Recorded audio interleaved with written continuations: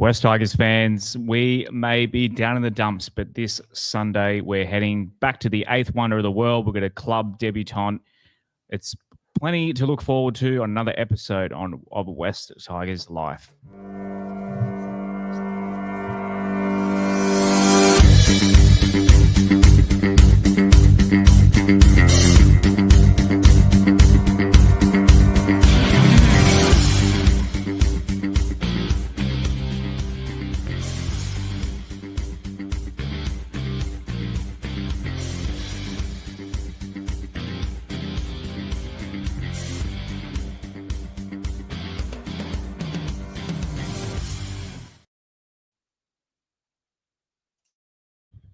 Welcome in, West Tigers fans, to another episode of West Tigers Life. Please give us a follow at West Tigers Life on all of the socials. That's TikTok, X, Facebook, all of them. And shouts to all of our legends coming in on the YouTube stream. Please give us a follow. We surpassed 2040. Shouts to how apt that we're at the Orange Grove Hotel, Leichhardt Oval this week, and we've surpassed the 2040 mark. So 2040 represent. So please keep liking, keep subscribing. We really appreciate all of you. And yeah, let's get started on another episode. Let's talk some West Tigers. He's still in quarantine. He joined us via satellite link, I guess. Parramatta correspondent. Parramatta jail? What do you mean Parramatta? So, like, isn't he living around that area, Parramatta? Oh, yes. Yeah, kind of. Yeah, I guess we won't give away Az's address, but not many people want to go there because you're still battling a flu, Az, but we appreciate you joining us tonight. Yeah, g'day, guys. G'day, everyone watching and listening. Yeah, you're not wrong. I've been through the flu. I've been through bronchitis, and now I'm back with the flu again. Yeah, feeling very stuffy, but going to power on through the show tonight as much as I can and give my contributions and all that. But hey, if this goes well with the two of you guys at the Orange Grove without me there, I might be out of a job. Funny enough, there's a bunch of paramedics here, so actually it might have been the best place to be. They're all having their dinner here, knocking off after work for a few beers. So you would have been in good company had you gone downhill anymore. One man that's fit and ready to go, the elite athlete next to my right, Mr. Bashara. How are you this evening? I'm good, Josh. Just about podcasted out, but you have been very good. You've been basically Joe Rogan this week. This is your third. Yeah, don't like to brag, but we had a cracker pod with Eddie and Adele on Monday night, which is available on West Tigers podcast on whatever their outlets are. And yeah, did one backed up with Adele afterwards. It got a little bit fiery. He kept putting me in my place, but yeah, shouts to Adele because he too was extremely he was bad on Sunday. He was really bad Sunday night. Yeah, I just assumed there'll be no Adele pod this week, and then he said no on Monday. Yeah, we were about to go to air, and then he just said, "Rob, I've been sick again. I can't do it." So, but I appreciate him backing up. He, as he said on the show, he stayed back at work to do both pods. Yeah, so it was like 2.5 hours combined. So yeah, really appreciate what he did. Good on you, Adele. If you haven't heard it yet, yeah, check it out on all the pipes. I'm sure you have if you're listening to this and you're a loyal listener. But yeah, the Coach's Report is a must listen each week. Righto, not a lot of news outside of what's going on the club itself at the moment. As I try and firstly, let's give a shout out to our friends at Keen Strata. Can't forget to give Keen Strata their shout out. We are proudly supported by Keen Strata, professional, reliable strata management in New South Wales. If you live in a unit, townhouse, or apartment block, Keen Strata is all about making sure your building runs smoothly with clear communication and no hidden costs. They offer commission-free, exceptional strata management. Their focus is always on what's best for your building and community. Keen Strata is local, independent, and committed to getting things done properly. If you're after strata management that's upfront, reliable, and easy to work with, get in touch with Keen Strata. You can do that at keenstrata.com.au, or you can call 0285154080 or info@keenstrata.com.au. Righto, let's get into some news. And I did have a slide. Where is it?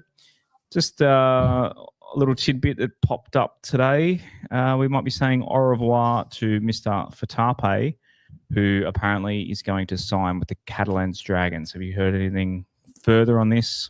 Nothing further, Josh. I've just seen what you've seen.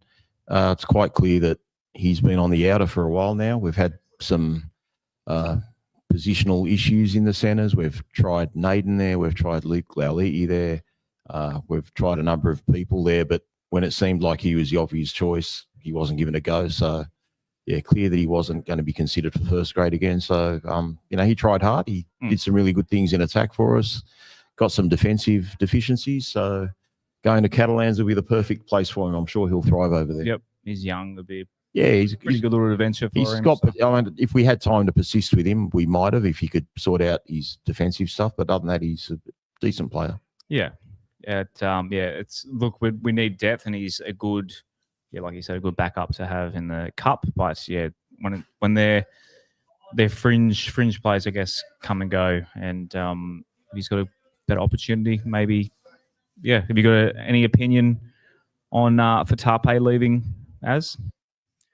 Much the same as Rob, really. Yeah, a few defensive deficiencies. Did some really good things in attack. One of his better games for the club, I think, was his performance in our trial game against the Bulldogs at Cogra this pre-season. But a bit of a shame.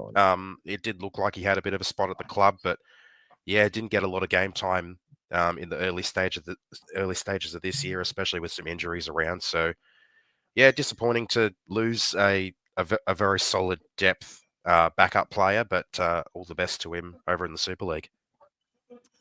Righto, so might as well get started on talking about Sunday's game. So we were all here. You can catch the full. If you're a sicko and want to go watch us lose our shit, the Orange Grove Hotel as we watch this game as the Tigers go down 34-14 to the Wars over there. Rob, obviously, this is your fourth podcast this week talking about it, but for myself, look,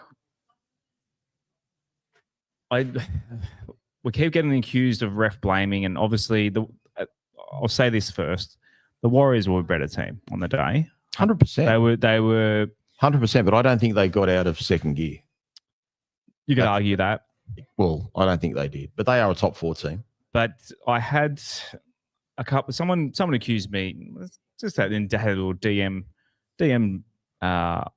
discussion about ref blaming because I shared on the Instagram. I just shared. This is all I did. I shared the Instagram footage of the safe half strip, and they said, "Come on, guys, don't ref blame." Now, I'm not going to blame the ref for the loss. They were the better team won. Yep. But that still doesn't make make an excuse for the bunker. And I can kind of get referees, single referee. I think there should be 2 referees. I think it's a very hard job for the on-field officials. But to come out for that safe half strip and say it's inconclusive that it wasn't a strip when we got a perfect camera angle of the arms and the ball, it was a massive, massive sliding doors moment in that moment. They went on to get back-to-back sets, scored a try. Now, it's more than 50% chance we probably do lose had that gone the other way. But take into account that we would have got the ball, I think they were on their probably 30 or 40. They were about 40 out. Yeah, about 40 out. We would have got the ball on the 40. Now, we might have stuffed up. We might have gone down the right-hand wing to Charlie Staines and kicked it first tackle. We might have, granted. But that was later in the game. We're under fatigue. We're chasing our tails. Later in the first half. It was the 40th minute.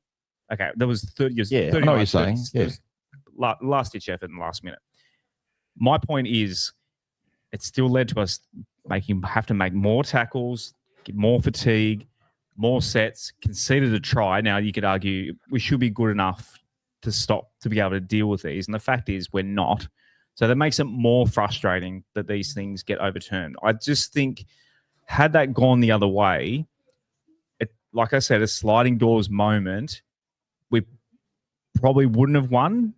But I don't think, the score would have blown out as much because, they scored 2 tries. I agree with the blown out score. I agree. That's all I agree with, the blown out score. And it's not like, lopsided penalty count. It was a blatant bunker. Everyone saw it. The commentators saw it. Brandy brought it up at halftime in the coverage. Everyone saw it except the guy in the bunker declared that it was inconclusive. They didn't make a decision. And apparently someone sent us a DM that apparently who was the on-field ref? It was Klein Klein was a video ref that gave the told Sutton. Jared Sutton was on the field. Yeah. Said thanks for saving me there because he didn't overturn his decision. Yeah. Well, it was a gutless decision. It was just the last camera angle that we saw. Safar's arm was nowhere near the ball. Yeah. Like it just should have been ruled, our ball.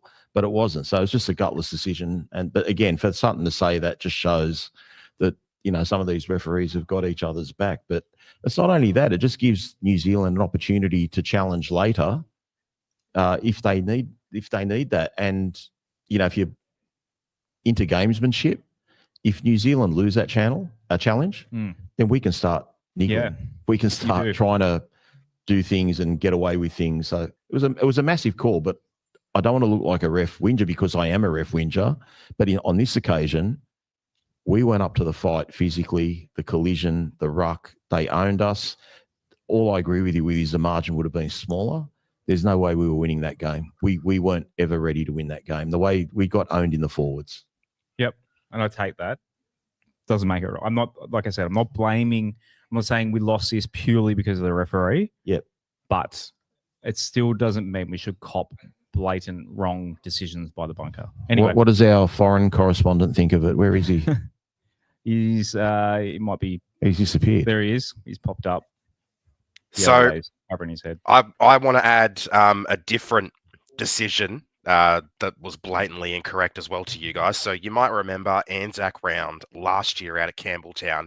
Samuela Fainu prevents Reece Walsh from taking the quick tap from the 20 by tackling him after he catches the ball in the in goal.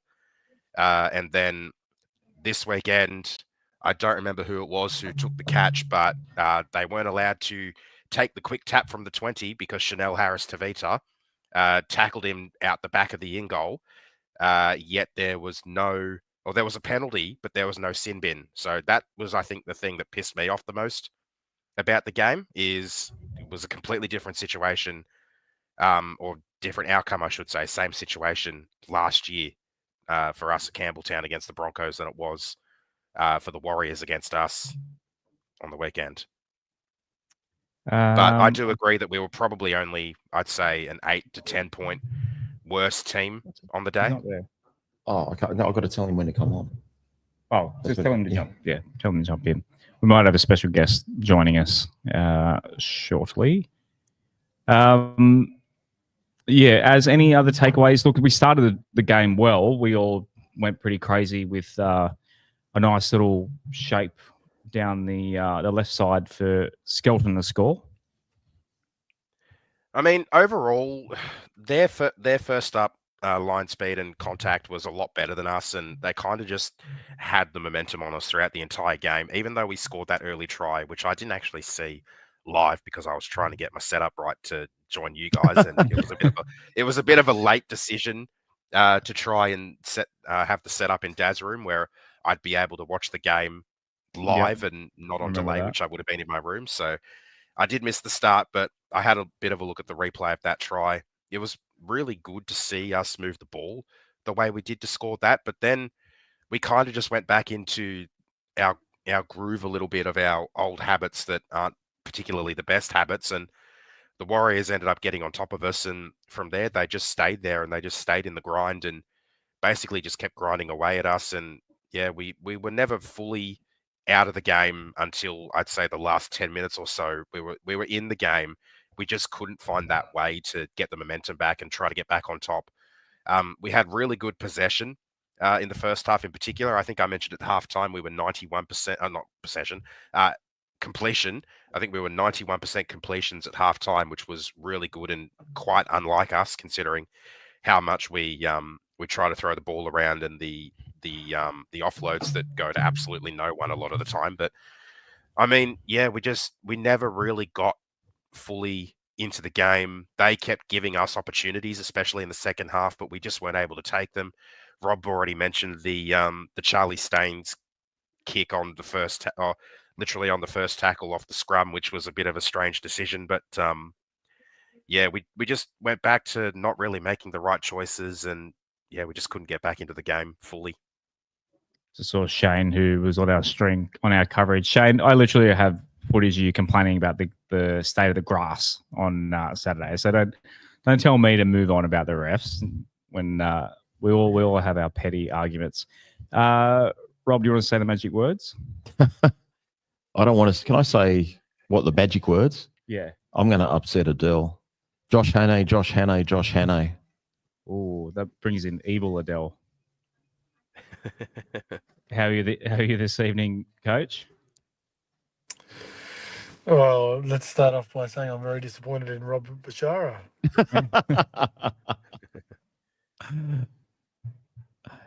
Why can't we see him? Oh, there we go. There he is. So he's got a read it with the overlay. I didn't know you were so keen on the guy that missed kicks in the grand final against us in 05, Rob. Not at all, mate. Mate, I love him for missing that goal. That was the moment we won the grand final in 2005. When I jumped up, the same time John Scandalis jumped up, and all the other 78,000 or whoever were there jumped up. Yeah, let's just talk about 2005. Let's not worry about any other takes. Adele, anything that you haven't said on the 3 other podcasts that you've done this week, or 2 other? 2? How many podcasts? Well, he's bagged me on 2 different podcasts now. He's coming to do. Yeah, like he's ridiculous, embarrassing. Come on, mate, give me things happen in 3s. Have a go at me now. No, definitely not having a go at you, Rob. It's funny. People think that there's genuine animosity between us. It's so funny. Right. We might as well get back to talking about the game itself. Like you said, Rob, you mentioned the Charlie Staines. You guys, Adele and Rob, you talked about it on the Sunday, that last play heading into halftime. That kind of did sum up a little bit of how the guys were playing, just a little bit desperate in terms of what they were trying to do. Adele, do you find that, would I be right in saying that when we've come back, we've had almost comebacks for the whole year, but do you find, it's probably an obvious thing to say, that are we really, really reliant on scoring first and getting a lead for us to relax? Do you think the team kind of tenses up a little bit, or do you think it's the opposite? Are we coming back? Are we getting behind and kind of throwing caution to the wind and actually playing football and actually looking better? No, I don't. I genuinely think that, and I know people may not understand that this is a genuine thing. I genuinely think, Josh, even though we won football games, we still don't know how to win games. And sometimes, we've seen it too often this year where we've literally fallen over the line, or, a bounce of a ball or a call has gone our way, when we finally needed it in a game. So I think it's just the fact that the players don't have the confidence at the moment, which is natural, especially a lot of the boys that have been around for a couple of years, and some of the boys that have come in from other squads who, besides Jerome and Tito, everybody else has also come from losing squads. So it's not like, everybody's a winner that's come into our squad. So I just genuinely think we don't know how to win. And that is a genuine thing. I've been in environments where we've won a lot of football games, and I've been in environments where we've lost a lot of football games. And you do get that. You get anxious and you kind of struggle with it. I genuinely think that's where we're at the moment. So I don't think it matters if we're ahead or we're behind. I think behind is probably a struggle because have we come from behind at all this year? I don't think we have. We've had almost comebacks, like the Cowboys, for example. We came back against the Dolphins. Yeah, 12 points. So besides that game, I don't think we've ever come from behind. We've showed a lot of spirit, and we fought to hang into games and actually push games down to the wire. But we've never actually come from behind, bar that Dolphins game. So it's just going to be finding the winning formula, and that's for a lot of teams in the competition, not just us. Right. Yeah, the second half. So it's hard without the overlay in front of me. Any other talking points from this game, that you'd like to put to Adele? Maybe something that they might not have discussed on Sunday's pod? Monday night, whatever. Monday night? When was it? Monday night. It was Monday this week, wasn't it? Well, I can't really think of anything else that I've mentioned, or that I haven't already mentioned that hasn't already been mentioned. So I would pose a question to Adele. about our first up contact and our line speed. Is that just an attitude thing that we're getting that wrong, or is there more to it than that? Is it the systems, or do you have any idea why we're so poor in that area? Without being on the inside, no. But to me, it's one of two things. It's repetition and attitude. It's a mixture of both. The reason why I don't necessarily think it could be repetition is because we have seen it in patches during games where our line speed just all of a sudden appears and our physicality really lifts, especially in the Canberra game. And it happened after 20 minutes. So it's not like it's one of those things where we start with it and then it sort of dies off. So I'm going to lean towards more it's a bit of an attitude thing, but I think that also has a part to do with the repetition you do at training as well. So what do you mean by the repetition you're doing at training? They're not fit enough? Like what do you mean in layman's terms? I mean, you only get a certain amount of training to do every week, and obviously in preseason you get to prioritize what you do it in preseason and really important focus points. So if you emphasize something in particular, especially like for things like kick chase, which is my big number one priority, because I think winning that first tackle can make a kick chase. Can make a kick look better than what it actually is. So I think, and again, this is without knowing and without being there and seeing what they actually have put time and effort into. It's how frequently are we doing it and how much of an emphasis and how much of a priority is it for the squad. So I think that's where I say the repetition and how much you do it. I mean, for me, kick chase is one of those drills that I'm doing every week. There's a 15-minute block on it every week. It may not be specifically to the contact perspective, but the principles of line speed and making sure your kick chase is really good will allow you to win contact on tackle one. And usually what you'll find is if you win contact on tackle one, it makes winning contact on tackle 2 and 3 a lot easier. So yeah, that's I guess the most easiest way to explain it. Rob, we're going to ask you if that's a coaching thing, but it's going to bring up, we've got a super chat for $8 dues from Mark Davis. Mark says, evening all. He's flying up from Melbourne and hoping to get to he's going to go to Leichhardt Oval and come to the Orange Grove on Sunday as well. So yeah, Mark, our Buffalo Bills resident. Oh yes, good man. Go Josh Allen. So yeah, come with the OG. We'll be here probably before and after the game at some point as well. So not too long after the game. I'm going to be recording with Adele. Of course, we're going to get back about 6:30 that night. Yeah, got to get back to do the Adele pod as well. But Mark, definitely will catch up. Thanks, Mark. And thank you for the $1 dues. Yes. And Josh, can I just say, yes, it's a big occasion this Saturday. And I know we all want to go to the OG early, but let's get there really early because the NRLW kicks off this Sunday as well. So, yeah, let's try to get as many fans as we can to the game as early as possible. Yep. You always say we should have back-to-back games before first grade, Roberto. So there you go. You got the had a minimum just for value for money. Like, yeah, shouldn't be paying decent money to just see one game. And Rob, you'll like this. They're outsiders this week. I think they are absolute morals this week. Are you okay, Adele? No, I'm telling you, and I might know some info about the opposition, but they are morals this week. Okay. Put it this way: Jamie Chapman has been named at fullback. I think she's $1 million to 1 to play. Well, okay. I know she's $1 million to 1 to play. All right, that's good to know. I can't get my phone to go put Everyone's jumping on their betting apps now. Get on the girls this weekend. Good stuff. And if you lose, Adele will be here on Sunday to tell him about it. Rob, yes, in terms of back to the line speed and the attitude and that sort of thing, how much do you think of that is the coaching staff? I don't think it's a coaching thing. I think we just went up in class from the opposition we had the week before. I just think we came across a better pack, even though they were missing Mitch Barnett. We had our full strength pack.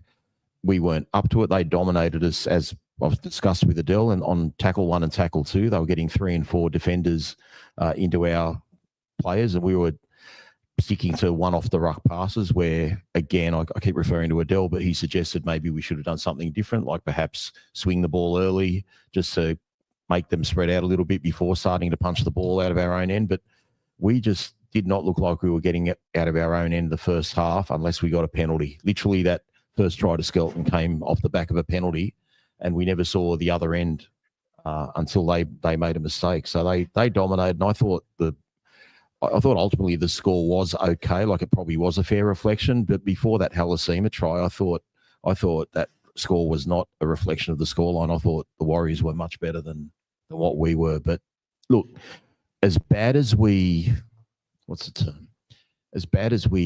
go about our work or execute, the team is still tenacious, even if it's ugly, even if they're playing poorly. They are tenacious. I'll give them that much. But a lot of players were off their game on the weekend. It was disappointing. I just want to give a quick shout out to all the people that joined us at the OG as well to watch the game. Really appreciate that. And the man who runs the OG, Terry's been a little bit under the weather. So a quick good day to Terry. Hope you're getting well, mate, and ready for a big day here on Sunday. Let's go to the play ratings. That way we can start talking about the play performances from that game. But before we do that, can you give a shout out to iChoice, Roberto? Yeah. Just anyone who needs their finance done or they get a loan, give Jason and his team a call at iChoice Informed Loans on 9743 0000. They're at the corner of Liverpool Road and the Boulevard at Strathfield, and they will look after you. And if they can't get you a deal, no one can. Bloody didn't put interest rates down this month to play. Not Jason. He can't control that. He's not the Reserve Bank. Put it down. Come on. The only way you can get a loan these days is to prove you don't need a loan. It's literally that hard. It's so bad. Or speak to Jason. He'll help you get a loan. All right, play rating time. Thank you to everyone who submitted this week. Yeah. Not going to lie, there was a lot less than when we beat the Roosters, but that's okay. We still got plenty of average scores to talk about. Benji Marshall, first up, 4.8. That was after, I think, was that for the coaching performance or the press conference? Yeah, we can talk about the press conference. No, we don't have to. No, I'm just geeing up my friend in Queensland. That's all. Okay. Sunia Taruva, 5.5. Charlie Staines, 5.4. Adam Doueihi was the top scorer, 7.1. Stafford Child, 4.5. Gerald Skelton, 5.3. Jerome Luai, 4.4. Latu Fainu, 5.2. In the forwards, Taylan May, 6.6. Fanua Pole, 4.0. Api Coruscant, 4.7. Samuela, who unfortunately went down or was injured. Still is. Yeah, he's out injured this week. 5.8. Tony Suka, 5.3. Alex 12, 5.3. Tristan Hope, 4.8. Alex Seyfarth, 4.7. Sione Fainu, 6.2. And Jack Bird, 3.4. As any of those numbers stand out to you as being too high, too low, and let us know in the comments to what you think as well. Overall, I feel like the numbers are. Excuse me. Overall, I feel like the numbers are fairly accurate. A lot of those around the 4 to 5 mark, I'd probably give around the same. Adam Doueihi is a standout. It's an interesting one to me. I thought he had a very rocks and diamonds game. He's in my votes, but he didn't get my 3, so I'm a little surprised by that. The bench, we didn't really use the bench all that well.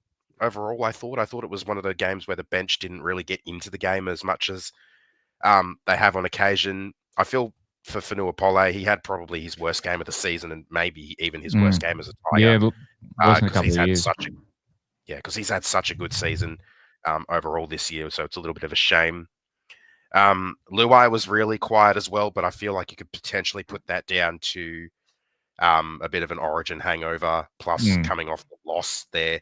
I heard in the player media today that the reporter who was asking all of the questions asked the players if they knew any reason why Jerome wasn't at training today, and I kind of just put it down to maybe they're just lightening his load at training for this week to try and get him right to go for Sunday, give him a little bit more of a break, because obviously the 4-day turnaround into a 7-day turnaround having an extra day or two off in that 7 probably isn't a terrible idea for him, especially if you're spending them in recovery instead. But I don't know. I would have maybe rated Taruva and Skelton a little higher. I thought they were both quite solid at the back.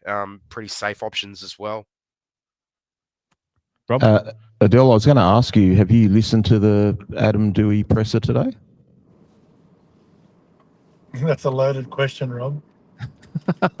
Do we want to talk about it or not? Was that a rhetorical question?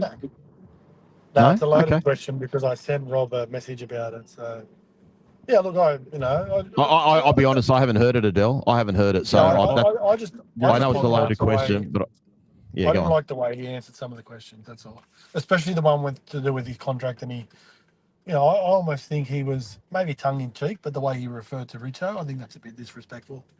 I think regardless, I'll have to listen to it. I haven't heard it yet. Yeah, I saw it. They played it on Channel 9 News tonight. Oh, okay. They said to go speak to the man upstairs, and it was there was a half smirk in it, but it was sounded semi-aggressive as well, as if he's saying, "Come on, give me a contract."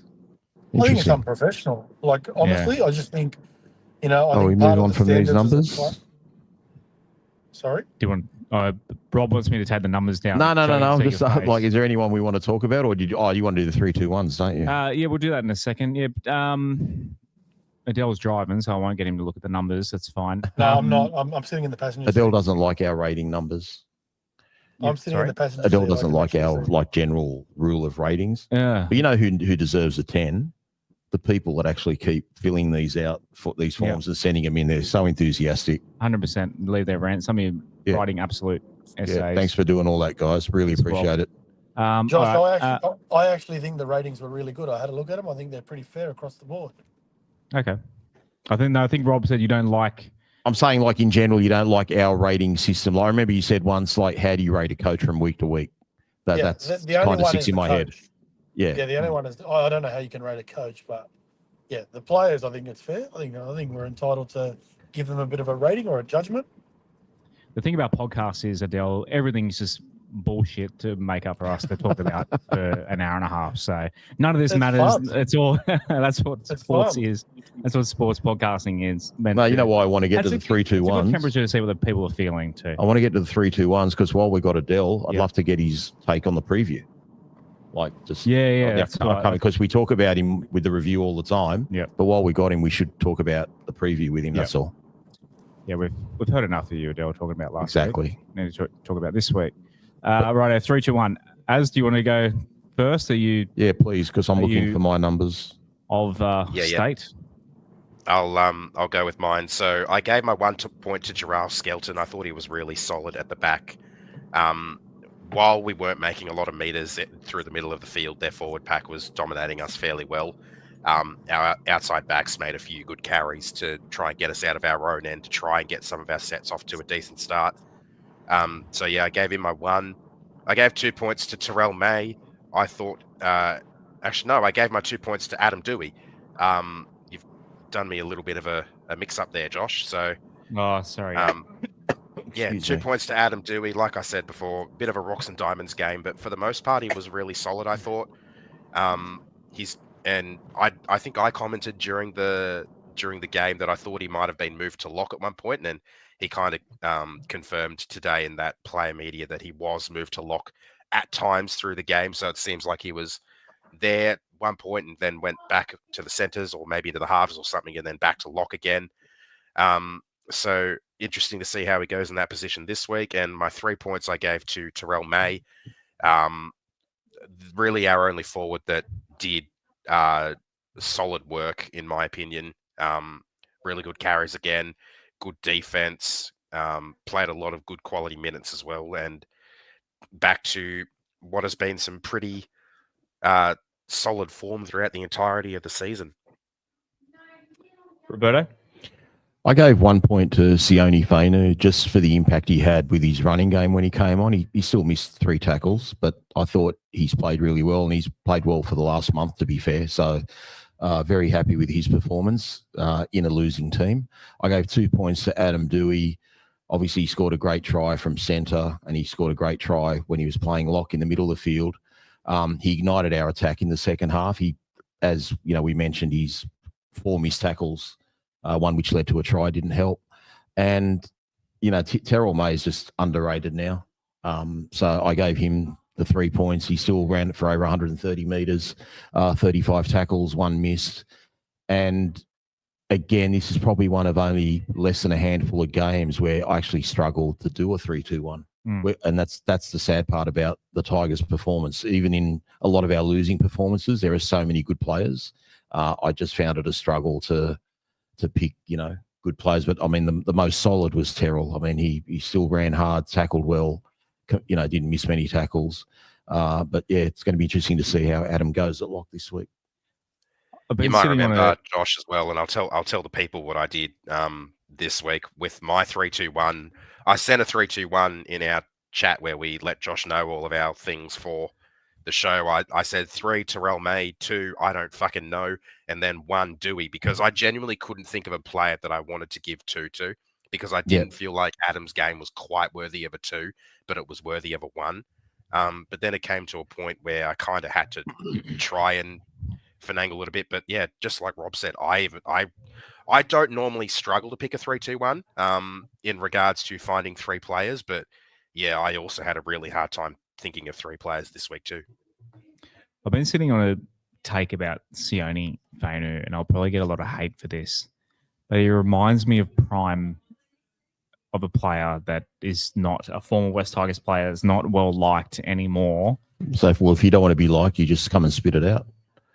He reminds me of a prime Aaron. He has woodsy about him. He's just, I don't know, not necessarily it's just the way he moves. Maybe it's his size. Maybe it's the hair. It's probably just that little shuffle before the line, that little bit of footwork. There's something about the way he runs the ball that just gives me prime Aaron Woods. Let's not forget he played for Australia, he played for New South Wales. He was good. We all loved him back in the day. Oh, we'll take prime Aaron Woods. We'll take 2011 Aaron Woods. Yeah. That's all. Even when did he play Origin? 2014? I'm not sure, but he was playing finals with us in 2011. Yeah. Off the bench. I don't know what it is. I can't explain it. It's just when he runs the ball, it just reminds me I don't know. Now, he runs harder than Aaron Woods. He's just got that footwork before the line. The lead with the bum sort of that's why he was quite a good offloader. Adele, is Josh right on this? I'm an idiot, aren't I? Adele, can you hear us? He's muted. He's muted. Yeah. He's like, no, sorry. I literally cut out for about 3 seconds then. It must have been when Josh spoke. Sorry, has Josh got a point that there's a rugby league resemblance between Sione and Aaron Woods? I think it's a great similarity, because what they both don't have is they don't have a very violent run nature and how they carry the football, but they're very able to, especially with their post-contact meters. Woodsy back in his prime days was really good at finding his front. He also had a really wide base, so you couldn't get him to ground. Very similar to Sione Fainu. So, yeah, I think it's a really good comparison. Mate, we're doing Coach's Report with Josh Barnett on Sunday. Put me in. You're in. I was off the bench. Az and I sit not far from Benji. From the coach's box. Not Benji. Benji's on the ground. From Simon Dwyer and that. Maybe I'll go tap on the window and say, hey, give us a job. I can... Who does Alex Seyfarth remind you of, Josh? Don't upset Riff. All the way in Florida. Who does Alex Seyfarth remind me of? Josh is just scratching his head now for an NRLW player. I got an Alex Seyfarth tape because I was at the Platinum Members Trivia Night. I don't think I mentioned this. Did I mention that last week? I don't think you did. That I went to the Platinum Members Trivia Night. So we got to play trivia with all, or most of the players. Jerome was obviously in Origin camp, but most of the players were there. Anyway, we got divided into teams, and on my team was Alex Seyfarth and Brendan Tumeth. Oh, you can't say anything bad. Alex Seyfarth, one thing I noticed about Alex Seyfarth, he has got... Now, he tried to cheat, and Samuel Afenu caught him trying to cheat for us. But he's actually very quick-witted, punchy, funny. He's a bit of a quick-minded... You know how some people just... And I I'm a big comedy fan. It's just some of the things he said, just under his breath, kind of quickly, funny. quick-witted sort of stuff, just made me chuckle a lot. He's a bit of a joker, sort of thing. So, so many good lines. Which is, you think of, maybe because he's got red hair, you think if he'd be a fiery sort of character. He is fiery. But off the field, he's actually quite funny. Yeah. Good. That's my take on Alex Seyfarth. Who does he remind me of? Who's a red-headed comedian? Not Carrot Top. Someone actually funny. No idea. Carl Barron. There we go. My brother calls him. My brother calls him the poor man's Corey Horsburgh. The Corey Horsburgh, from what I can get from Corey Horsburgh, I think he's a way more emotional person. He was the guy that, not there's anything wrong with a grown man crying, but he just seems quite hot. He's a killer. Seyfarth, we kind of might need a little bit more. I mean, he gives away penalties, so maybe he'd give away too many. I don't know. I just feel like we need him to red it up a bit more. No, we need him not to give away penalties. Yeah, so be like a controlled Hulk. So I also get angry. Josh, I also think that obviously that we joke around about it, but that penalty that they gave where we challenged, I think referees would have seen that's Alex Seyfarth and would have, I think consciously Jared Sutton looks and goes, that's something Alex Seyfarth would do. I'll penalise you. Do they actually scout? Do the referees actually scout players? Absolutely, they do. Why? I remember Trent Robinson complaining about it with Jared Warrior-Hargreaves, but they also confirmed that they do it. What they do is they do reviews on games and they see trends of players, of things they do in games, and it's not right, but that's just the way it is. When are we going to get AI to just replace? We need to take emotion and that shit. Like every play should be called. You're a referee. It's black or white. You call it, or you never get the perfectly refereed game. Why are we but bringing human factors into something? That's exactly right. Yeah, that's what I'm saying. We need robots to replace their job, and the sooner the better.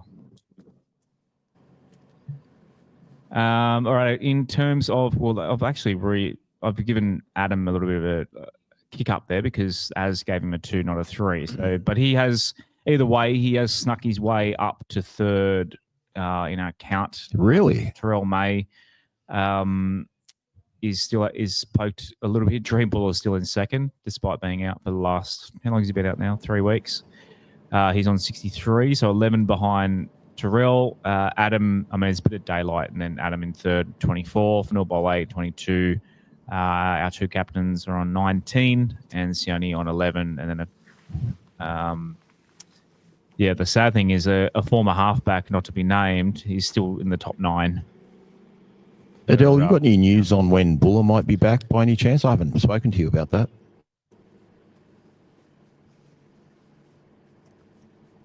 I mentioned from the open training session that he himself was saying 2 to 3 more weeks. Okay, thank you, Aaron. 2 to 3 more. We've got a bye coming up, don't we? Well, don't know if that's in time. We've got the Titans this week, and then our next 2 are the Penrith is after that, and then the Dogs, and then the bye. So he'd be due back either one of those 2. But I'd say if he's not due back for the Dogs game, they may just hold him back and bring him back after the bye because obviously hamstrings are funky little buggers. Yeah, it's probably might be determined by how many wins we have. We should have learned our lesson from how we treated Gerald Skelton, shouldn't we? Brought him back too early. Maybe if we get a couple of wins, maybe they're more likely to get him back to stay in finals contention. Maybe we keep losing. That'd be nice. Maybe just put the Ferrari in the garage. Righto, along with the voting, so thank you to everyone. Keep an eye out on the voting forms after the game again on Sunday afternoon. Some comments. We'll get to the $20 OG vouchers. So the boys select one person each to win a $20 voucher. But other people that submitted, Andrew said AD should be 13 going forward. Better option than 12. Can ball play in the middle, get ball out to halves quickly, and is big enough for the body. Your wish is Benji's command, Andrew, because AD is starting at 13 this week. Brad O'Connor said, we just lose a collision in attack and defense over and over again. We cannot stop momentum when defending, nor can we gain momentum. This is nothing new and has been in our culture for years, no matter who we put on the field. I am unsure why. I would love to hear some more educated opinions on why and what can be done to improve. Are they not physically strong enough? We do not work as hard as other clubs in the gym. Are they not fit enough to maintain fast line speed and win contact repeatedly in defence? Do we not train as hard as other clubs for aerobic fitness? Dale kind of answered pretty much that earlier in the show. So there you go, Brad. Your wish is our coach's demand. And as it ticks over, David said, our pack was dominated. We need some punch in the line. The bloke we signed to do this job gets tired doing a shit, Royce Hunt. So we have no impact. Sione was probably the only one who bent the line today. Bolle was very average today, which is a shame because he's been sold this year. Latu and Romy must spend the rest of this year growing as a halves combination, get them gelling and play off a dominant pack. We will be top 8 next year. Doueihi is too good for us to let him go. We must sort his role out and offer him more cash. Way too valuable to not be a Tiger next year. What the fan base needs right now is some signing news for next season. We all know we are close. We need some optimism. How do you think, Rob? Do you think AD's where are we at with AD? Do you think will this 13 experiment be basically if it works, he'll be back? If it works, then he's probably earned the right to be offered a serious contract. I did not think we were hoping hell of keeping him till probably what he did in the back half of the game against the Warriors. I know he'd had a couple of good games prior to that, but if he can actually handle the defence, which no offence to Adam, I love Adam. I don't think he will be able to over a season. I'm sure he could do it for 1 or 2 games. But as Adele rightfully pointed out, if he bulks up in the off-season and decides he wants to make the move to lock and he can handle that. Like, look, the thing that, you know, there's a lot of haters out there for Adam. What shits me about that is Adam's a guy that was on a massive contract that was happy to stay at the club on a minimum contract to prove his worth. So whether he leaves or not, the guy loves the club. The guy stayed for minimum money. And when he scores 2 tries or has a great game against the Roosters or whatever, he still gets shat on. I promise you, if Lachlan Galvin had the game Adam Doueihi had against New Zealand and had the game against Roosters, they'd all be saying, oh, what a great player we got. I can't wait to have him for the next 10 years. But there's a stench around Adam and, people just don't look at him favourably. Well, we've lost Adele.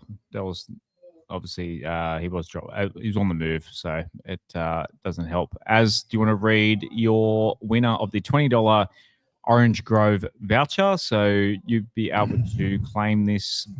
The winner. I'll let you. He might have hung up after I complimented Adam. So I chose Bobby Young, and Bobby says forward pack got destroyed in the middle. Luai seems to think we need to score every tackle. The team looks soft and weak by comparison to the Warriors across the park.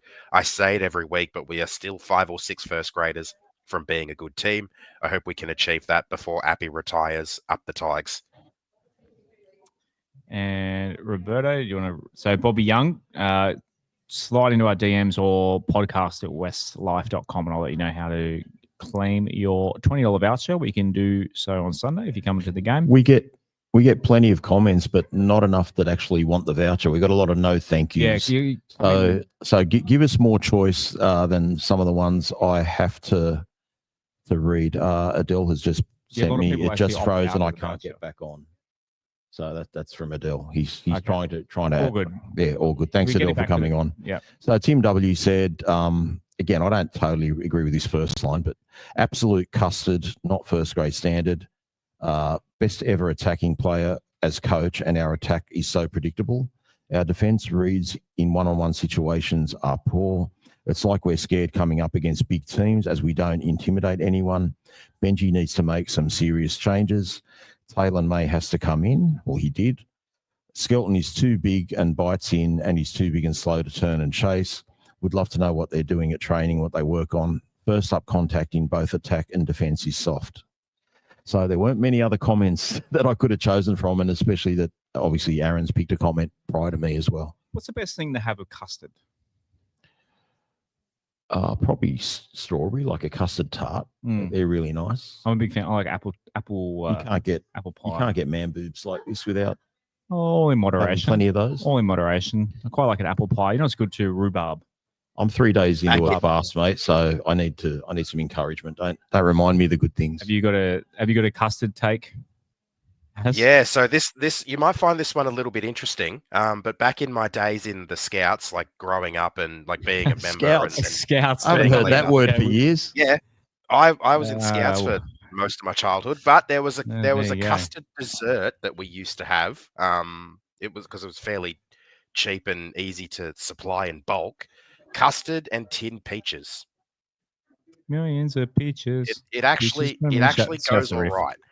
It doesn't sound like it would go all right. Yeah, no, peaches. Yeah, peaches and custard. Yeah, peaches and custard. I think is quite a common thing to have. I didn't know it was common. It was the first time I had ever experienced it.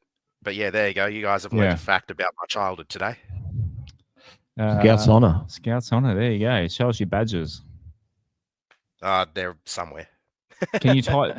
Can you tie a knot? I can tie a reef knot. I can tie a truckerman's hitch. All these skills that you have that we could have been using. I'm trying to remember some of the others I can tie, but they're not coming to my head at the moment. So they're not coming to my head. Go on. Maybe that was intentional. You guys just don't know. Let's preview the game Sunday at the 8th Wonder of the World, 2 p.m. Tigers and Titans. Please run us through the team list. All right, so we've got Sunia Taruva at. Am I still muted, or have I unmuted myself? No, you're good. You're good. Sunia Taruva at fullback with Charlie Staines and Gerald Skelton on the wings. Club debutant Taylan May and Stafford Toa in the centres. Jerome Luai and Latu Fainu in the halves. Terrell May is joined in the front row by Alex Twal. Api Coruscant at hooker. Alex Seyfarth and Tony Suka are a new second row pairing with the aforementioned Adam Doueihi at lock. Tristan Hope, Sione Fainu, Fanua Pole, and Jack Bird are our bench. 18th man is Brent Naden. The rest of our reserves are Heath Mason, Kit Lauli'i, Luke Lauli'i, and Christian Mapapalangi. Christian Papa, say it again, as? Mapapalangi. Mapapalangi. Is he... Look, a lot of people, he's become a bit of a cult favourite in the cup side. Do we think he is a chance of getting a crack, or would it take an injury to get him a first grade? I think it would probably take an injury, personally. Charlie Staines is playing too well. Yeah, for sure. And then obviously once Buller comes back, then Charlie probably comes out anyway to make room for Taruva to go back to the wing when Buller's back at fullback. So it seems like he is a little bit down the pecking order. The only other player I can see really having a sniff at getting a game later this season is going to be Makasini after his 18th birthday. I think Makasini is a shoo-in to make his debut before the end of the season. I personally think he should be held off till next year, but I wouldn't be surprised if he gets a game. Yeah, but is it not... Look, it depends on if we're in finals contention. I'll agree with you. If we're out of finals contention, I think late in the season is when there's no pressure on. Yeah, he might get blooded like Felity did, like the 2 years ago. Felity who got, okay, bad example. Bad example. But I just think rather than, I mean, maybe another. You're better off having a preseason, but I just think just the nerves of a debut and just getting it out of the way and not in a game that matters is the way to do it. If you just start throw him out there, let him have make it a ceremony. Who we're playing Titans last? What's our game? If it's Canberra, we're in Gold Coast, Canberra last two games, don't we? Yep. That makes it a bit. I think Gold Coast is.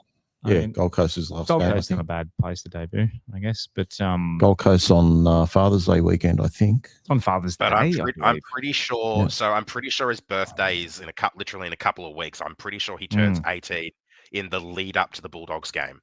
So that's about 2 weeks away from now. You wouldn't debut him against the Bulldogs. 5:30 Saturday on that last weekend on the Gold Coast. Oh, the day before Father's Day. Day before. We're off the hook. Yep. We'll be able to celebrate. We then come back from the bye. we've got Manly at Allianz Stadium, so maybe he gets debuted and he potentially gets that stint in the final 4 weeks of the season. Yeah, I think he gets a debut for sure. I think he's there. Look, we've been how many times have we heard he's the next best thing come up? But anyway, also he has to play 4 games or less to be eligible for Rookie of the Year next year. That's so interesting. We don't want him to play 5 games. Yeah, I don't think he'll play more than. I don't think he'll play more than 4. But yeah, we'll see. Anyway, back to this game. Adam Doueihi playing in the 13. We've talked about it. We haven't fully pulled on it. Rob, in terms of if this was NFL and we're talking about the offensive side, I'm massively excited to see Adam, because we know we've seen how good we've been saying this. I want to put this out there too. We've been Adam believers in terms of a playmaker. How many people have told us, "Oh, he's just a center. He's just a center." And he's not a ball player. Can't pass. Can't do this. He's a half. He's a playmaker. I'm excited to see him at 13, and everyone's come around to this. Everyone in the are commenting, "Oh, we've been saying all year to put him at 13." No, you haven't. We've been the Adam Doueihi believers. We're the official Adam Doueihi believers here. I'm excited to see him, to see Latu and Luai in the halves. We want to see that. And it's like found money having Doueihi in the spine as well. Like Alex Twal, for years we've been doing the Alex Twal at 13 thing. I love Twally, but it's just, he's not Todd Payton. Like he's just, having that extra legitimate ball playing half is exciting to me. I'm excited to see, especially if the weather. I think the weather's meant to be pretty good at Leichhardt Oval. I'm excited to see this. Yeah, I think the attack's going to look really good, particularly if Stafford Toa's fit. Having 2 strike centers that can do some damage would be really good, and Taruva chiming in. I think you mentioned Twal. I think Twal's in his right place. He's a prop and he should be starting. He doesn't give you as much impact as other guys do. So I can live with Sione and Bolle being on the bench. I definitely thought Bolle should have been on the bench, but I thought Sione was really good when he started against Canberra. So I would have started with him, but I've got no problem with 2 guys that can change the game or give you more momentum when they come on. I actually like our bench, to be fair. I know people are putting shit on Jack Bird. Well, I'd like to see you catch a ball with your right shoulder. There's just a lot of ridiculous hate. We saw Jack Bird catch a bomb against Penrith a few weeks ago and nearly put Taruva over for the winning try. He's been having to play in every different single freaking position. His best place for us in this stage of his career is on the bench, coming on as a middle. And if someone gets injured, he can try and fill a gap in the back row or the centers. That's it. You don't expect more than that. If you get 25 to 40 minutes out of him, it's a wonderful thing. I think Jack Bird is a really good player and he's an asset to us. And I guarantee you I'm in the minority there. I guarantee you, like most people do not like what Jack Bird does. So, and they've got their reasons. Sometimes he falls off a tackle or misses a tackle, or he just looks like, the guy that got his hand caught in the cookie jar. It's just that Jack Bird. That's what he looks like to me. Who got his hand caught? It's just like imagine like 5 people broke into a corner shop and they stole some lollies, and they all run out. Jack Bird's the last one out. He's the one that gets caught. Like he just gets the blame for everything. I think he cups a lot more blame than he could. I think he's been a good buy for us, and he's a premiership winner and he knows how to win, and he's accepted the role he's been given. He's been playing in every position he's been told to play. So I'm a fan of Jack Bird. I want him at our club. As any more thoughts on AD at 13? Maybe are you worried about it defensively? Like we were talking about how offensively, sounding American, attack, and you can't really say offense, more attack in Australia, isn't it? In terms of our attack with Doueihi at 13, is it a worry defensively? Based on how he's performed defensively this year, I wouldn't say I'm that worried. I might be proven wrong, but so far this year, he's actually been pretty solid defensively. He's made a lot of really good defensive reads. He's made a lot of really good one-on-one tackles as well at crucial times. Yes, he's missing a few tackles and apparently occasionally slipping over a couple of times as well.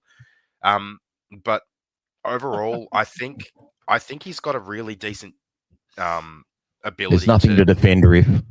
Defensive 13. Sorry, Aaron. I just replying to Riff. This is How can you defend Seyfarth? Sorry, Aaron. I'm done. I finished. Riff just sent us a comment, said Rob goes into bat for Bird, but not for Seyfarth. That back row, like that second row, doesn't excite you, does it? I mean, it's Seyfarth and Suka. It's one pretty of those, bland. Please don't embarrass me. Although Seyfarth at Leichhardt against was it Manly where he went through that hole? The one Latu Fainu put him in last year. Yep. So that was an act of God, wasn't it? Maybe Seyfarth. Maybe we want a bit of a big game out of him. There's no doubt he tries hard. He's a Balmain He gives his all. So. He's just not. I just don't think he offers too much. But he's probable right place at best. He's a bit like a Jack Bird role, and that's off the bench coming in. He does have a little bit of impact when he comes on, maybe because other players are a little bit tired. He's done all right when he's come off the bench as a middle, but I don't think he's a starting second row for me. And I think with Aaron, it's different to defending in the middle to defending in the centres. Even though he does miss tackles, he still has some first up contact issues. In a perfect world, I'd love Latu to defend in the middle because he's shown he can prove it, and then have Adam defend somewhere else a little bit wider. Not that that's 100% the right thing to do, but it's a little bit of juggling around. But I don't think he's going to handle the workload over a season, and I said that earlier today. One name that we haven't mentioned, we're at hour and 2 minutes into the show, and he's literally on the thumbnail for this show. Taylan May is making his club debut this week, Rob. How much of an impact? Look, do you think it was always going to get back this quick? Because they did say it's going to be a few weeks in Cup. I guess scoring a hat-trick goes a long way. Oh, look, but those tries came at the back end of the game, and they were mainly finishing tries. They weren't like... Do you think he gets picked anyway, despite those tries? No, I think... got to trust Richo at his word. He said he's going to need at least a month in Cup before he comes up. But given the fact that we're struggling, we're desperate for wins, and that you got to move Adam out of there and try and spark that attack in the middle of the field and just give our halves a bit more width, I think it was the right thing to do. I'm not expecting miracles from him. If he just makes his tackles, where he's going to play left centre, so he's going to be opposite Jojo Fafita. Yeah. And Fafita's scored a try in each of his last two games, so he's not a mug. So that's a big task for him, and he's going up from Cup level to first grade level. He's proven he can handle it, obviously, but just got to respect it's his first game back in first grade. So hopefully he does well, but no huge expectations. He'll be better for the run, put it that way. Yeah. And what better place to debut than the eighth one? No, it's going to be a crowd, crowd on his back. So, yeah, I think, look, I was looking at the Leichhardt factor. It's a real, I know we haven't won every game. We have actually won, since COVID, I believe we've won 50% of our games. Now, that doesn't sound great. Aaron can probably answer this, but Aaron, have we not won 6 out of our last 8 games there? I think it's 4 out of the last. Which ones? I think we... At Leichhardt only. We played 5 there last year, didn't we? Yeah. We beat Cronulla. We beat the Titans. We won 3, didn't we? And we beat Cronulla this year. So that's... we've only had 1 game. We're coming in around 20. We did lose to the Storm and the Cowboys there last year. Correct. Yeah. I'm trying to remember the 5th game because that only accounts for 4. Yeah, we're 5 of our last 7. So 5 out of our last 7, is it? So in 2024, we beat Cronulla, beat the Titans, lost the Storm, lost to Cowboys, beat Manly. So Manly, that was the other one. Yeah, we won or lost against Manly? We won. Remember the Seyfarth try, the Galvin? So is that not 6 out of 8? We won 5 out of our last 7. Okay. We lost 4 in a row between 2022. We beat the Dogs. We're at that game as well, but then lost to Para, lost to Canberra, lost to Titans and lost to Knights. Yeah, we lost to everyone back end of 2022. So not a good 2023 was very, very dire. But we beaten the Dogs there in 22. That was a good night. Match Remember last that game. one? Yep. Second last game, Aaron. His last game was South at Acor. We beat Penrith there that's that right. Origin week. Actually missed that one. We beat Brisbane there in 2020 before it was only 2,600. It was obviously a lockdown. And then pre-COVID 2019, 2019 we won 2. We beat Manly, beat Cowboys, lost to Sharks. You also missed a loss to the Knights in round 2 of 2020, which was the first week with no crowds before. Yeah, 2021. I don't think statistically those seasons just write them off because there was such a stuff around the season. Strange year. Once we got rid of the coach, that was it, and we started letting go players. I just meant the state of rugby league. Leilua went, I think, middle of the year, and he was probably one of our best forwards at the time. So, yeah, that was a year to forget. All right, let's do our tips. From a men's side, anyway. The other games. First up, who do we have? God, my slides are so slow tonight. We've all gone Finns, but who are the Finns playing? They're playing the Cowboys. Playing the Cows. All gone the Finns. Any theory behind that? Just think their best is best, but I'm still concerned that Cody Nikorima, he's been out for a couple of weeks now. That's a big out for them, and the Cowboys are desperate. So Cowboys were pretty resilient against the Dogs the other night. What did they lose? 12-8 or something like that. So, I just got to go Finns, but they're probably due for a loss. I was hoping the Dogs. Another one. Dogs lost. I tipped the Cowboys. You've gone Sharkies. No. I've gone Sharks. Yes, you've gone Sharks. Sorry, it's confusing me because Az is normally sitting on the left, but you're kind of sitting underneath. Yeah, sorry, mate. Tips. I'm just an idiot.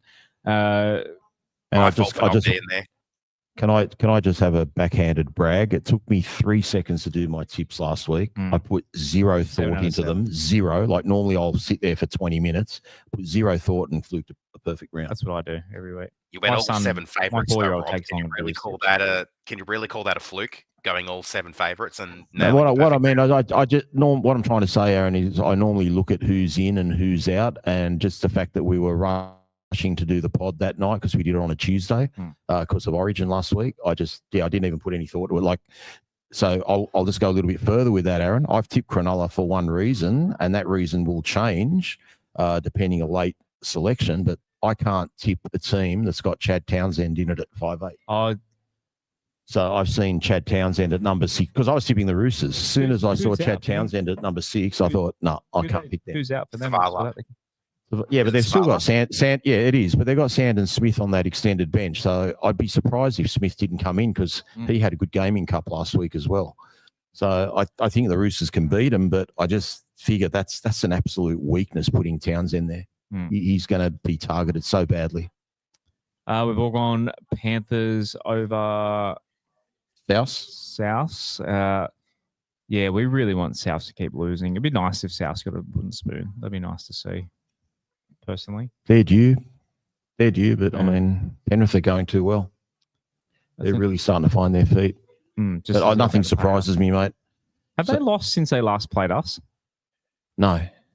So they might go. They might get to next week playing us without having lost. They beat Parramatta the week before us, and that was the start of their winning run.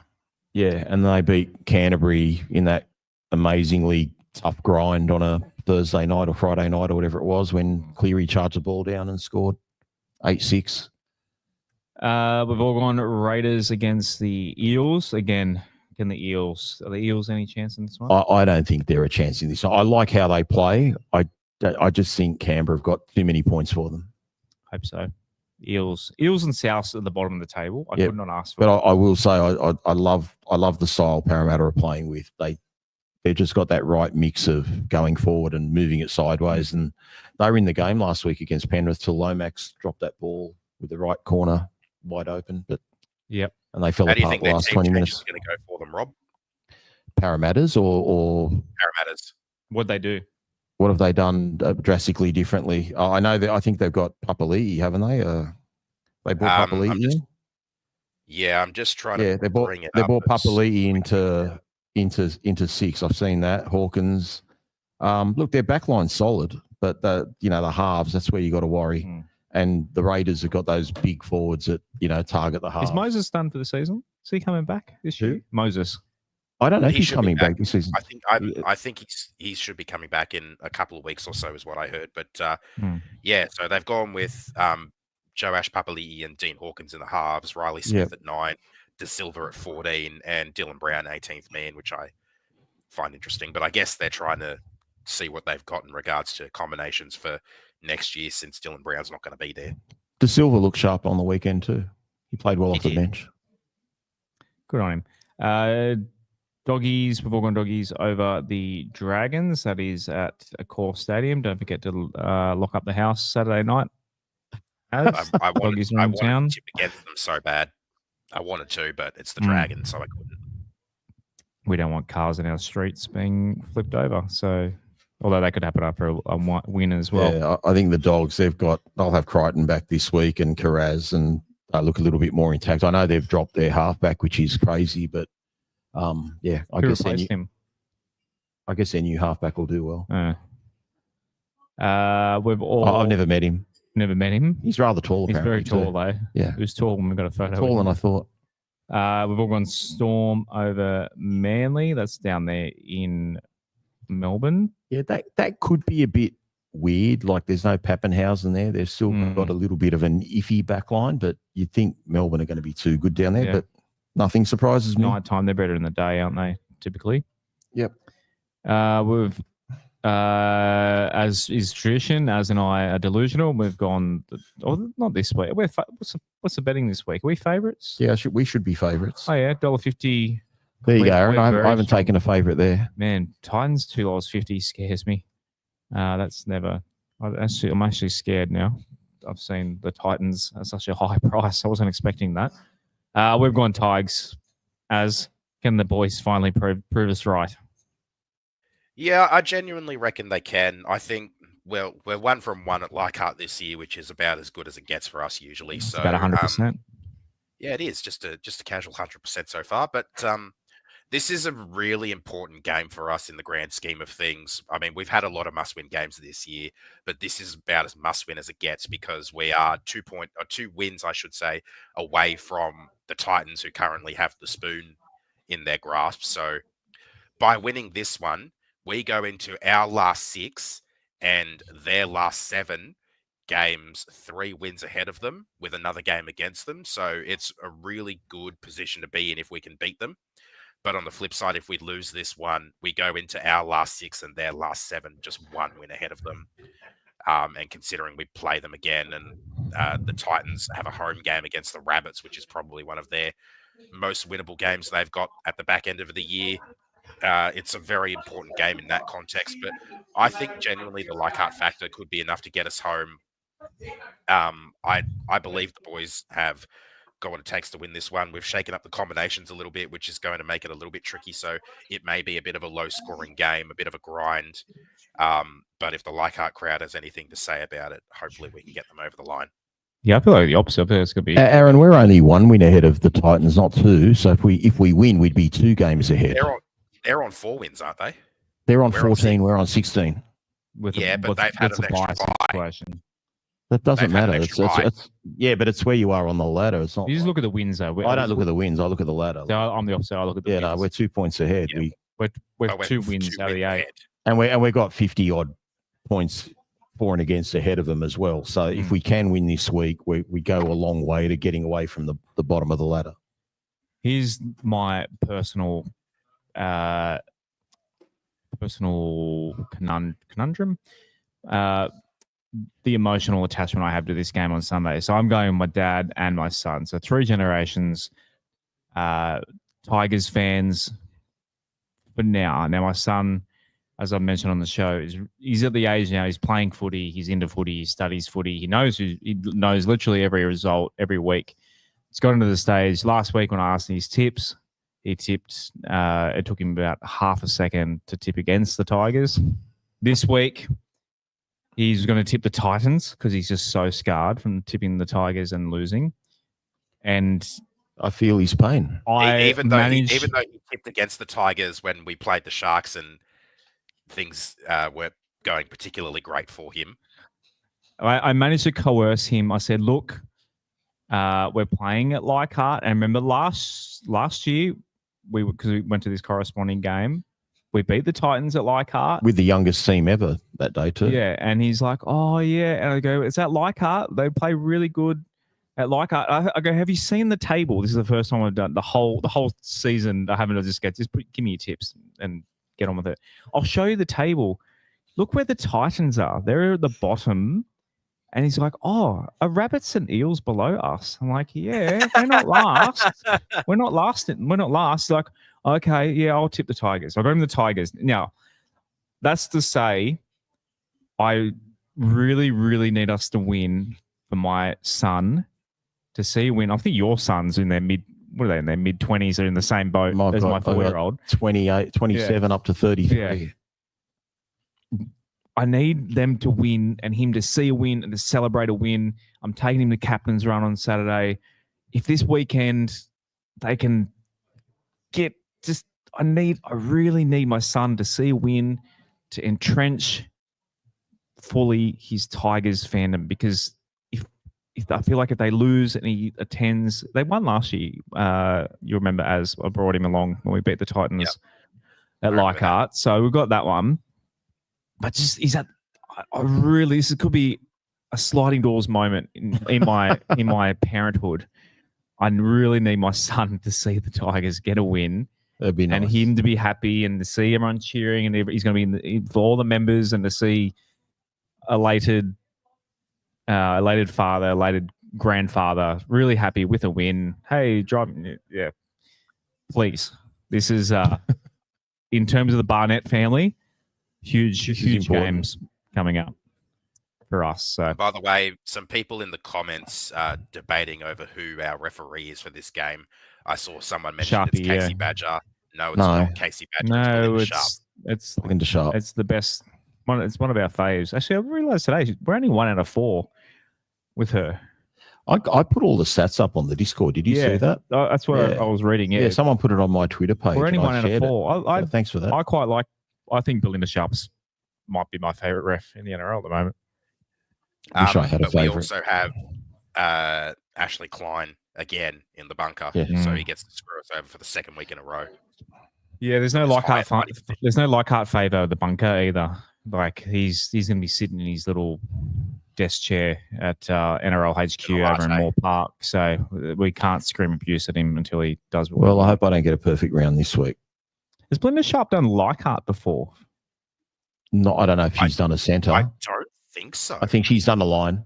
I'm sure she's done a line. Yeah, she definitely would have done line judge at Leichhardt, but I don't think she's done. She's done Campbelltown because we won with her at Campbelltown against Rabbitohs. She called the forward pass.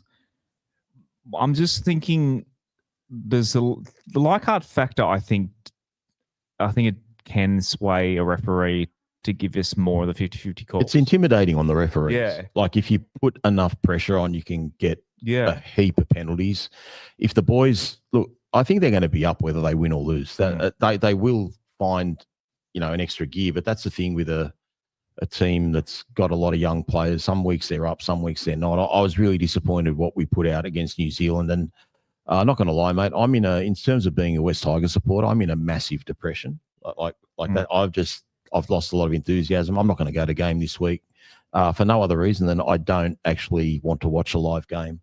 I enjoyed watching the replay. You're not going Sunday now? No, I'm not going to go Sunday. I watched the replay of the Roosters game when we won, and it was just so much easier not watching it live and just enjoying myself and not stressing out about if we're going to win or if we're going to lose. And, I'm doing 100% the wrong thing, but I can tell you now, I know 3 different people from 3 different families that are choosing not to go this week, besides myself. So I think it just shows that there's a lot of disheartened fans out there. But I'm sure they can get up for it. I mean, but the one thing I will disagree with you on, Aaron, I think it's going to be a high-scoring game. I think there's tries are plenty in there, provided the weather's good. I don't know what the weather forecast is, but I think both teams have got plenty of points in them, and not great defence. So that's generally conducive to high scoring. Mark Davis just asked, did my grandfather go to the 69 grand final? Not only did both of my grandfathers were at the 69 grand final. Hence, I've had the life of pain of being a Tigers fan. That's why I'm a Tigers fan, because both my grandfathers are from Balmain area. And yeah, so it's a fourth generation on the line here of Tigers in the Barnett family. So, and really, honestly, nothing will top the day like April the 27th against Cronulla. That was one of the highlights of my year. That was a great win that we put on at Leichhardt. That golden was that the one this year? The one this year. That was really special. And we'll, as we haven't done it for a while, but post game videos as well. But it was like ages. When was our last home game? Seems like so long ago. We're at Combank. Yeah, what was that? Five calendar weeks ago. That doesn't sound right. No, Campbelltown. Like Campbelltown. Oh, of course, we did Campbelltown, didn't we? Oh, I forgot about Campbelltown against the Raiders, of course. And we caught up with Hudson Young in the car park. You said you wanted to take him. I keep saying it every time you mention his name. He is so small for a forward. You wanted to fight him in the car park. Good on him. Good on. I actually got more respect for him knowing how small he looks and being able to do what he does on the field. We've all gone the wires against who are they playing? Oh, I forgot we had tips to do. Yeah, we're on a podcast. Forgot where we were for a second. Yeah, I'm definitely. I think there's changes everywhere there. Ponga's out, Sharp's out. Yeah, too much disruption. Where are Knights compared to us on the table? I think they're on the same points, and they have a slightly better for and against. They got 14. Is it 88? No, 85. They've got a 17-point better differential. So we could. I think Newcastle are a chance of going winless for the rest of the year. I'm almost tempted to say if we beat the Titans this week, we avoid the wooden spoon. Yeah. Given the fact that we're already 54 points better differential than them, and that would improve if we won. You get double for it. And Aaron's mentioned we've got the bye. They haven't. So we'd be 2 games ahead plus a bye. That's 6 points ahead and a better for and against. We'd need to get towed 64-0 to wipe out that sort of for and against. New South Wales Cup, they went down to the Wires 22-14. Those 14 points were literally Taylan May scoring a hat-trick in a space of 9 minutes towards the end there. The Wires are on top of the table. Unbelievable. He would have scored 12 of them. I don't think he kicked, did he? I did see one. I was watching it on and off on Bar TV. Kurt Falls kicked it he's kicking from the sideline. He couldn't even. He had one perfectly lined up, as in direction-wise, but he couldn't even make it to the goalpost from the sideline. So that's a bit of a worry. He needs can we get someone bigger? Lob City's down there. Can he not kick? Maybe. Anyway, they're playing the Panthers at Lidcombe on Saturday, as are the Harvey Norman girls as well, as we'll get to soon. But Heath Mason's at fullback. Macassini's playing, so get out to Lidcombe. Plenty of kids coming through. Luke Lolly on the wing there. Royce Hunt is playing. Kit is front row. So Charlie Murray playing lock. So plenty of people to keep an eye on there. In terms of cup and in terms of the table, they're in 9th place. And in the Jersey flag, did you see what happened in the Jersey flag? Rob? Sorry? It was not. Oh, no, I'm just looking around. Oh, you were talking about lower I grades. heard what happened in the Jersey flag. I didn't see it, but I've heard what happened. Oh, the 42-22 debacle? Yeah. I think we also lost a player in the sin bin as well. Hayward got sin binned with 5 minutes left to go. And someone put the 4 tries up on Twitter, but I refuse to watch them. So I don't need any more scar tissue on my brain. Thank you. They're playing at Leakham as well at midday on Saturday. So, get out and support them as well. In terms of the table, I believe they're in 8th. So, not too bad. About mid-table for the Flag boys. In girls so how did the girls go last week? Yeah, so tough loss against the Bulldogs, low scoring game, 12 points to 8. They beat us. They scored all 12 of their points in, I think it was not even a 5-minute period. We had a set defending our line, where once again we got caught out at marker like we did a few times in round 1, and they strolled through. From there, it was actually a dummy half scoop from Ebony Pryor, which was, I believe, called by one Mr. Adele Haj. So good on Adele for calling that. And I think we all kind of knew that was to be expected, considering Ebony played for us, and she did love a scoot from dummy half. And then they scored a couple of sets later. We were actually attacking from our own line again. I think we might have been 10 or 15 meters out. We knocked the ball on. It's picked up by Alexis Doueihi, who just strolls over under the posts for another try and a simple conversion. And then for the rest of the game, we kept on giving ourselves opportunities, but not really making the smart decisions. We were very clunky in the first half again. Well, they bombed a potential try winner. Well, the second half was all us. Canterbury hardly got in our half. We should have won that game. They literally, who was it? It was a complete opposite of the first half. Like Canterbury were dominating first half, didn't take advantage of their like when they got 12 points, but I thought they could have been out to a bigger lead. But then our girls really turned it around. So we just missed both conversions, and that's what cost us. And because they scored both of their tries pretty close, we scored both of our tries out wide. I will tell you though, very disappointed that Kezzy Apps didn't get try of the week. On the website, because she scored. Did you see the try? It was great. I watched the game. Yeah, I watched it. That was in the second row. Basically, it was out wide, wasn't it? Yeah. She had some support on the wing, but didn't need it, and just went herself. And she was laughing. She's unstoppable when she gets going. Second half was a much better performance. I do agree. We then had there was a Bulldogs player sent to the bin with about 6-7 minutes to go in the game, that was disgusting. And in that. Yeah, I cannot believe. I've seen a male player do that in about 8 years. Did you see that? No, I didn't. The punch. Oh, that's right. Yeah, it was a real big girl against our little fullback, wasn't it? Yeah. It was also 3-on-1. It was also the Bulldogs. It was typical Bulldogs. It was one person throwing a punch and the others holding the person being punched back. Yeah, it was literally a dog shot. It was literally a dog shot. I just want to say, well done to Jatay fighting back and not laying down and not letting that go. But I will agree with Adele. Very disappointed. The rest of the girls kind of just stood there and watched and didn't really get involved to kind of help their teammate out. So I do hope that's been discussed at training this week. But yeah, as I was saying, so that final 6-7 minute period, I think we had 4, maybe 5 sets with the ball, but each and every time, except for the last set, we threw it away. With a silly error or just a silly decision with the ball. And then our final set ended with about 40-odd seconds to go in the game. Lizana Lutu tried to kick the ball over the top of the defender's head, but didn't quite put enough on it. It went straight to the defender. Yeah, and that was gross.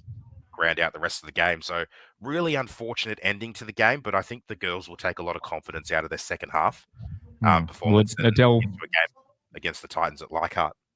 11:50 on Sunday. Adele said their specials in this one. So the Harvey Norman girls, similar thing happened. They lost 12-10 to the Bulldogs. So by the looks of it, lost on goal kicking as well. They're playing Wenty Magpies before the Flegg boys at Lidcombe. So 10 a.m. on Saturday for the Harvey Norman girls. Jason G asking in the comments there. Oh yes, Montana Clifford's defensive technique. I love watching Montana play. Ever since she debuted for us against the Broncos last year, she brought a bit of a breath of fresh air to the team. And speaking of Montana, if there's anyone out here who likes to listen to the Behind the Raw episodes that the club puts out, last week, so in the lead up to our first game, there was an episode hosted by Kezzy with Evie McGrath, our young 5'8", and Montana, and it's a really good chat between the three girls. Really open chat as well. So if you are a fan of the club's podcast, I recommend definitely giving that a listen. So, but yeah, Montana, absolute beast in defense, has a really strong tackle technique, a good one-on-one technique as well. Saw a few one-on-one tries from her. How good was her running, Aaron? How good was her running? Those runs in the second half, she was. Yeah, they were struggling to get her down. She's an amazing runner of the ball too. The Samuel Afenu of the girls team, because I've said for a few weeks now, like a lot of the times when we're not really doing anything, Samuela seems to be one of the few players who's looking to punch through the line with every run that he makes, and he does a really good job of it. And to have a player like Montana in the girls team doing the same thing for them is a really good sign that they've picked up a really solid player there. Yeah, she's really impressive, Josh. I thought she was one of our best. We have made a couple of changes to our team for the Titans game as well, so I'll just quickly run over those. So I go through the whole team, just the changes. Yeah, so Salma Noor copped a suspension in the trial against the Dragons. She missed 2 weeks, so she's back now. She's starting at hooker. That has pushed Piuka Berryman-Duff to the bench because trying to remember her name. Who was it? Jessica Reeves is out after failing the HIA. So the bench. So Chelsea Seville, who's been the player who came on to replace Piuka at hooker, remains on the bench with Piuka joining her there along with Tara and Amelia. So just a couple of small changes there. The rest of the team is as per program. Beautiful. If you want to support the show, patreon.com/WestsLife, so you get access to our Discord. You get a ad-free and live version of the Adele pod on Sunday evenings as well. And we're going to record our bonus pod with the fellas, so you get to jump on, talk all sorts of crap. I'm sure. I'm looking forward to hear Shane's takes on Victor mowing when we have a chat soon after the show ends. This show ends. Patreon.com/WestsLife. Come join the fun as Statsman to finish the evening. Yeah, so I wanted to. A lot of the talk this week has been about how we feel like we're in a worse position than we have been in previous seasons, or the team's worse off or going worse or whatever. So I wanted to have a little bit of a look at, basically just from the stats point of view, how we're better. And I'm only really looking at the ladder here, so for and against. This time last year, so after 17 games last season, sorry, I've just got to find the tab. So after 17 games... We're sitting in the tab, as... You know what I mean, Josh. That just completely threw me. Order a tab. Anyway, 17 games last year, 293 points for. So far this season, 334. So we're not that much better off with the ball, but we've had a lot of changes to our spine in particular over the season, obviously with the two young so-called prodigies who've up and left in this year's really thrown a bit of a wrench into our attacking structures, and we just haven't found that sort of consistency.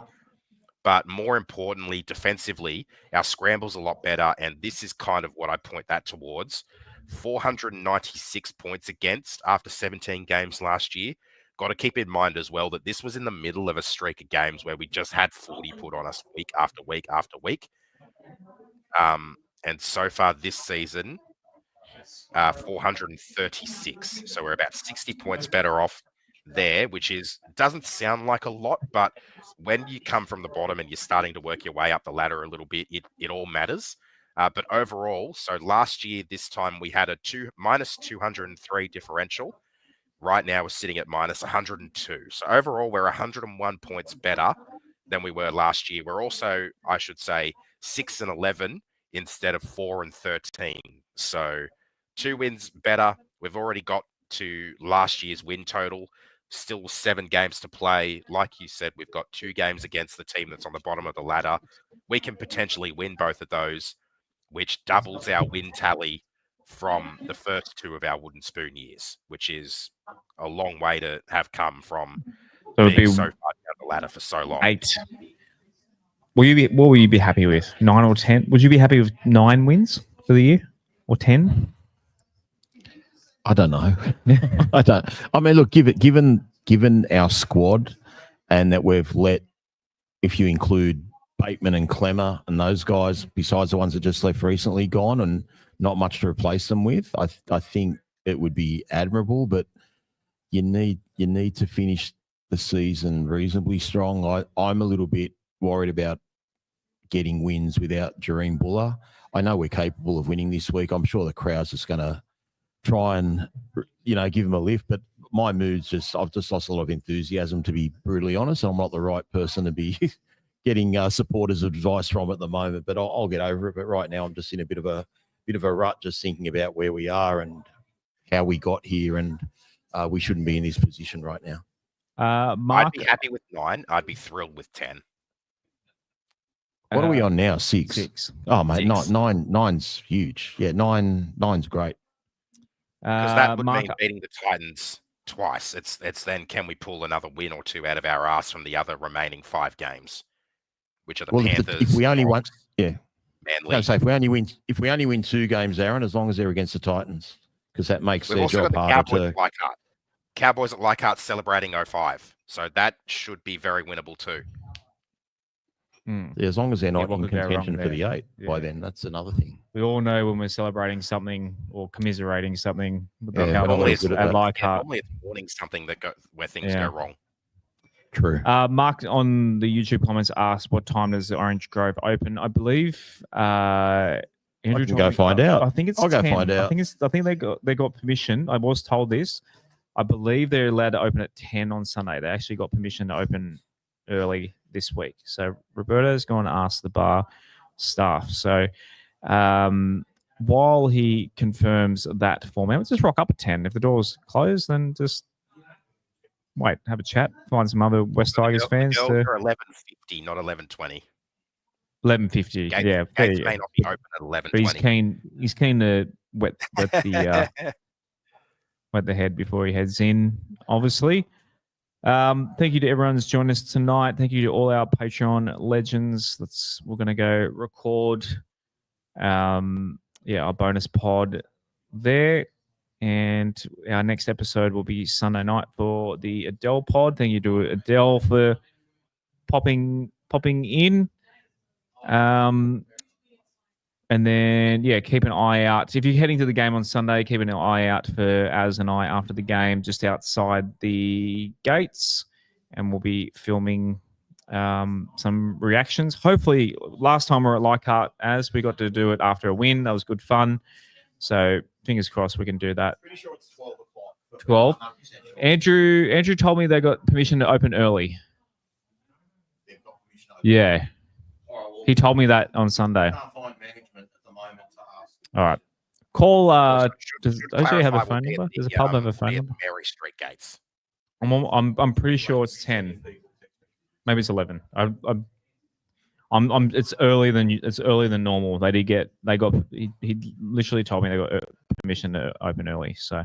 And they probably will, because it's their biggest day of the year, really. That's why they probably will be open at 11, but I don't understand, there's so many, just to go on a final rant here, just in terms of red tape for clubs and pubs and when you can open and when you can close, and you got to ask council. It just gives me the shit. It's just let the pub open and close when they want to open and close. Oh, just such a nanny state. Such a nanny state. Hey? Some cracks appearing.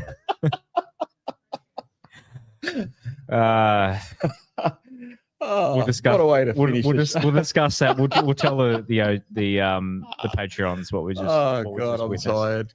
Win the fucking game this weekend, boys, please, for God's sake. Go the Tigers. Thanks for listening to West Tigers Life Podcast. What a great show. Love that Rob Bichara. Check out all their episodes and content at westtigers.com.au. What great content. Watch Coach's Report with Otto live by joining patreon.com/WestsLife. What a great deal. Join their Discord as well. Wow, fantastic. Please grab that subscribe button by the